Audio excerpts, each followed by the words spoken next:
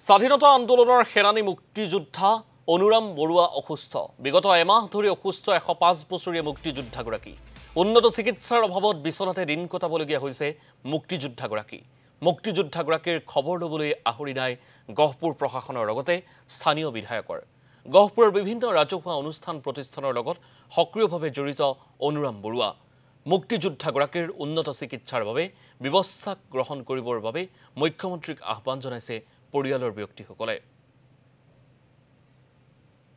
পিতৃ শ্ৰী অনুৰাম বৰুৱা তেখেত এজন মুক্তিযোদ্ধাৰ এই অঞ্চলৰ বিভিন্ন সামাজিক অনুষ্ঠানৰ লগত তেখেত জড়িত আৰু তেখেত বৰ্তমান একেবাৰে অসুস্থ অৱস্থা আছে। আজি এমাহ দিন ধৰি এই সম্পৰ্কত অৱশ্যে প্ৰশাসনক জনোৱা হৈছিল। অৱশ্যে প্ৰশাসনে সময় পালে আহিম বুলি কৈছিল, কিন্তু আহিব নোৱাৰিলে বা অহা নাই। গতিকে তেওঁ এই ইমান দিন ধৰি অসুস্থ হৈ আছে আৰু সেই ক্ষেত্ৰত প্ৰশাসনক আমি সহায় বিচাৰিছো। আৰু তেখেতে মুক্তিযোদ্ধাৰ পেঞ্চন লাভ কৰি আছে আৰু তেখেতৰ এই বিভিন্ন অঞ্চলৰ লগত জড়িত বিভিন্ন অনুৰাগীয়ে তেখেতৰ শুভেচ্ছা আন্তৰিক সুস্থ